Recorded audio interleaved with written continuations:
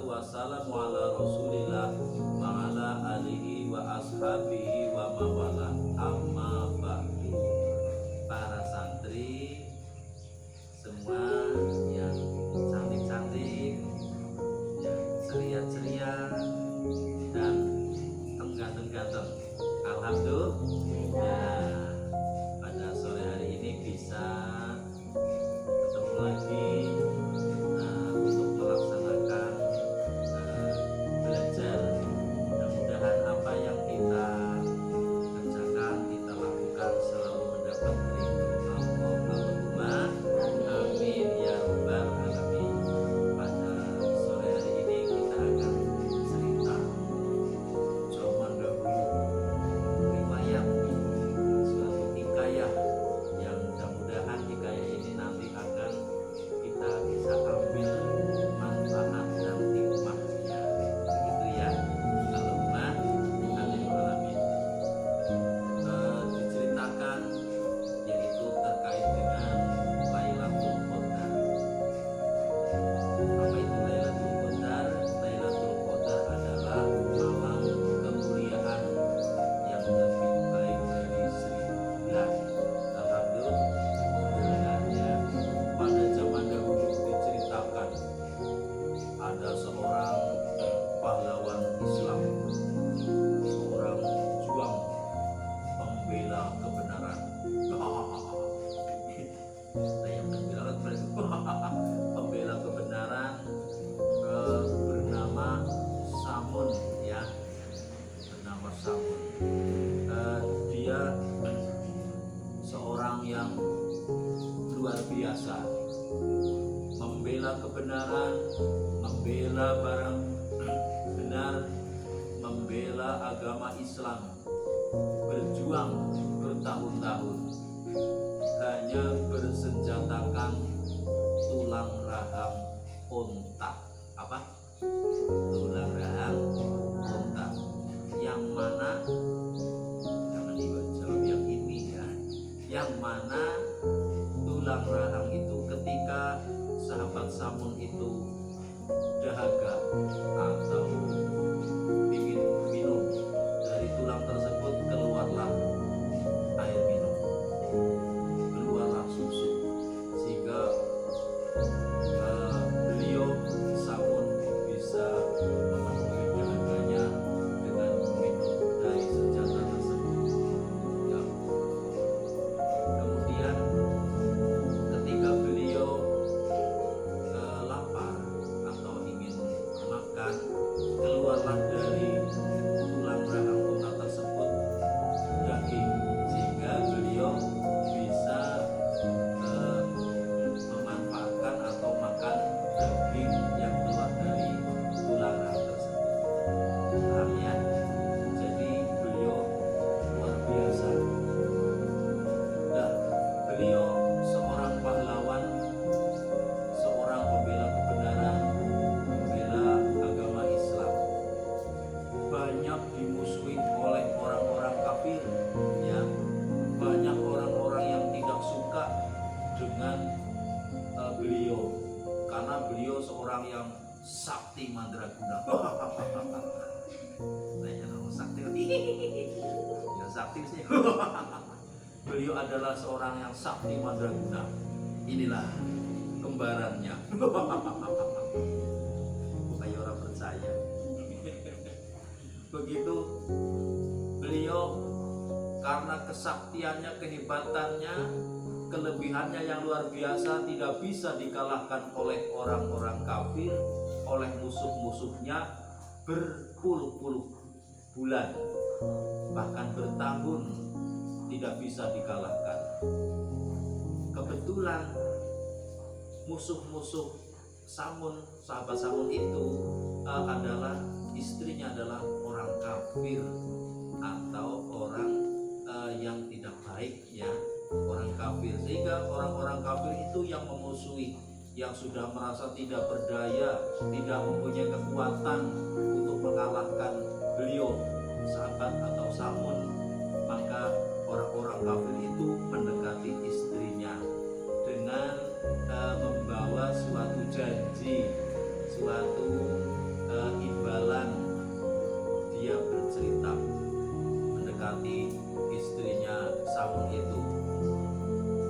Hai istrinya Samun, kamu kan kayak kita jahat-jahat itu ya, kita kan satu kelas jahatnya. Maka untuk itu ayo kita kerjasama. Kamu tolong nanti ikat suamimu. Kalau dia berhasil diikat, maka kamu hanya tugasnya itu saja, dan kamu akan saya beri hadiah. Hadiahnya banyak deh. Akhirnya oleh istrinya Samun dikerjakan.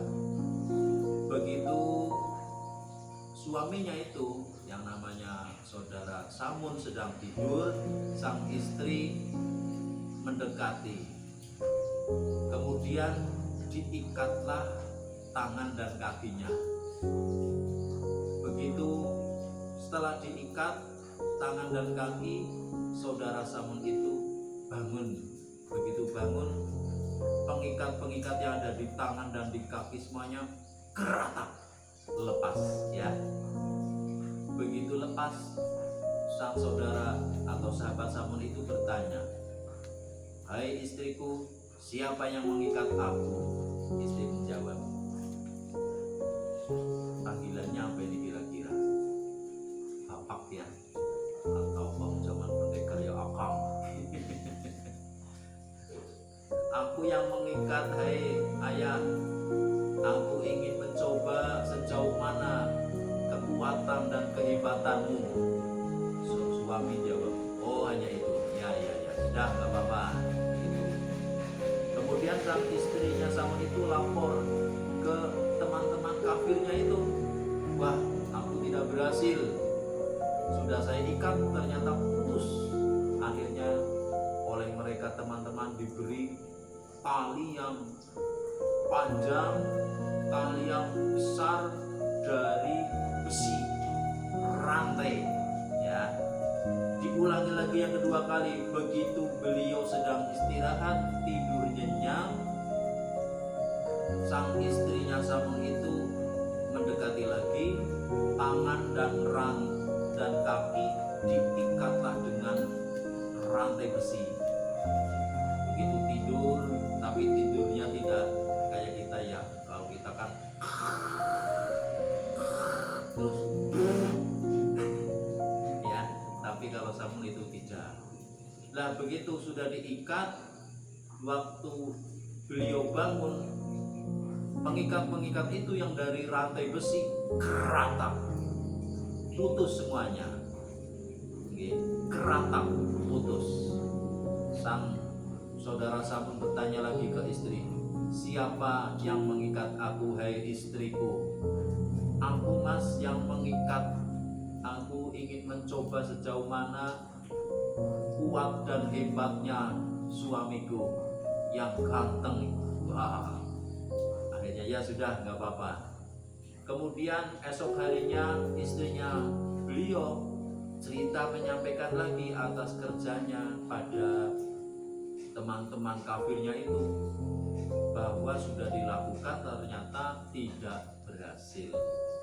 Kemudian sahabat Samun itu cerita pada istri, hai istriku, tidak ada yang bisa mengalahkan kekuatanku kecuali atas izin ridho Allah, karena aku ini adalah termasuk wali-wali Allah, dan yang bisa melemahkan aku adalah dari rambutku ini sendiri ya. Rambutnya sahabat Samun itu panjang, lebar, begitu seperti panjang rambut umumnya zaman dahulu. Kayak sahabat Umar rambutnya panjang dan bisa mengeluarkan api. Kalau dibeginikan, utal, rambutnya kelirat, berapi-api. Setan saja takut sama sahabat Umar. kita gondrong mungkin rambutnya dinginnya wus, mungkin orang-orang akan kelengar karena bau apek dan tuma-tuma bertaburan, teman-teman lari kabur ketularan tuma dan ketombe ya.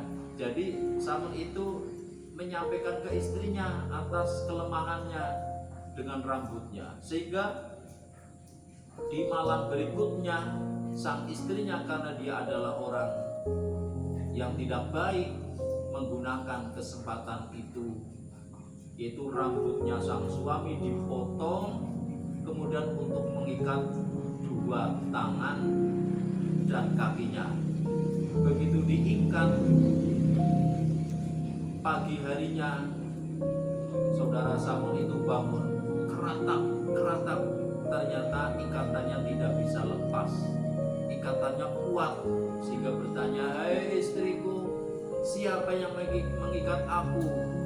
Ternyata istri sudah tidak ada di rumah, dia sedang menghubungi teman-temannya bahwa usahanya mengikat suami sudah berhasil. Kemudian akhirnya sang istri datang dengan teman-teman kafirnya itu, dengan musuh-musuhnya saudara Samun yang dari dulu tidak bisa mengalahkan. Begitu datang, kemudian saudara Samun itu dibawa beramai-ramai oleh orang-orang kafir. Naudzubillah min dzalik ya, dibawa beramai-ramai ke suatu tempat. Di suatu tempat itu, dalam satu rumah, didolimi atau dianiaya dengan sadisnya, dianiaya dengan kejam, dengan luar biasa kejamnya, sehingga Samun itu tersiksa begitu ya, sehingga turunlah wahyu kepada Samun, "Hai Samun, apa yang kau pinta?" Kemudian sahabat Samun itu menjawab, "Ya Allah, aku minta diberi kekuatan sehingga aku bisa menggerakkan badanku sehingga rumah ini roboh." Ternyata penyampaian sahabat Samun itu diterima dan dikabulkan oleh Allah Subhanahu wa Ta'ala dengan satu gerak begitu,